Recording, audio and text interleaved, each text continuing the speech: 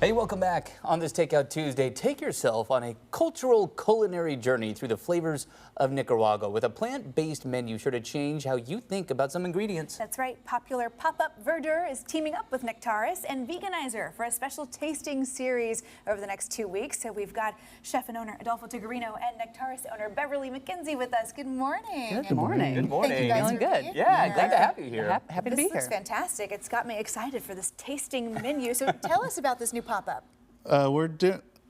For this event, we're doing Spanish and Nicaraguan style flavors. So we decided to do trios for each course. So there'll be different variations of local ingredients through the lens of Nicaraguan food or Spanish food. So, Exactly. yeah. There's going to be 5 courses. Yeah. Several courses will be trios as a pre-fee menu. And then I have the honor of pairing beverages to Adolfo's menu. So Nectaris, being a vegan wine bar, brick and mortar, now transitioning to collaborations and pop-ups at the moment, is mostly doing, like, all the wines are vegan, but also focusing on having great, delicious, and non-alcoholic beverages.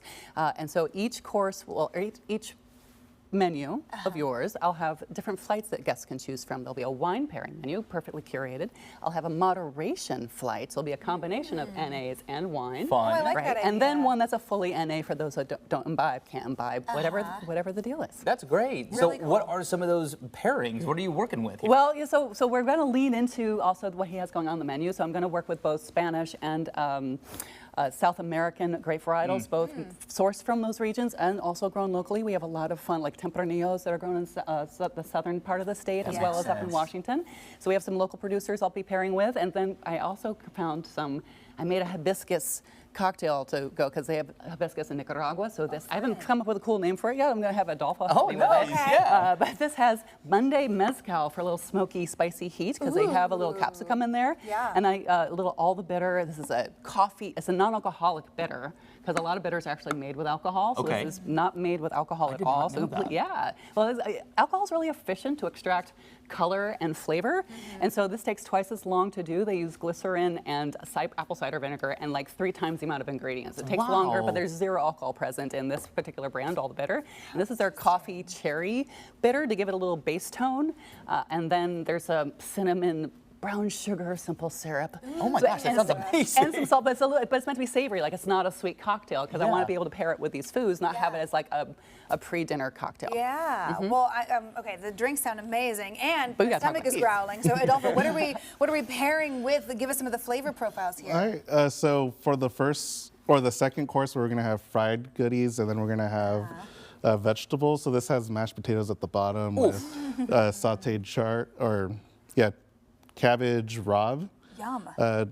with a little vinaigrette of radish That's and lemon. And then over here, we took a take on murunos, which is a skewer. Okay. It has like very warming spices. I topped it with red chimichurri and a little leek oil on there. What are we doing for our plant-based protein on the skewer? So the skewer has both soy curls and Oda tofu on Ooh, it. yeah. Nice. Okay. I hate to ruin your gorgeous display, but can I take a look and try a little bite? Food is for eating. I know. I want to get Yeah. in here and give it a try. As Emily munches down, what is it like to go with a vegan twist on Nicaraguan food? Is it fun to be able to play with it that way? Yeah, it's a lot of fun, especially because there's a lot of naturally vegan things already, but like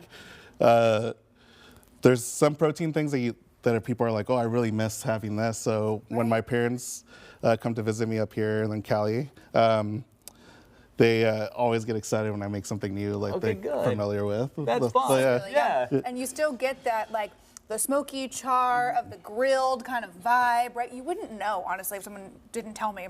Oh, This is absolutely. plant-based. This is Yeah. meat-free. I mean, the It's beauty great. with vegan food is that we have to remind ourselves that as chefs that fat carries flavor. So regardless of what protein vehicle you have, as long as you have fat, and then I love Adolfo's food, and that he has things that always have a little piquant, a little sweetness, a little spice, or layers of flavor. That's what real food is. Anybody can cook chicken or beef, and it's still boring. Yeah, that's true. That's true. Some of that- Watch some me of that cook. It's layer of boring. flavor is, that heat's picking up for me now just a little bit.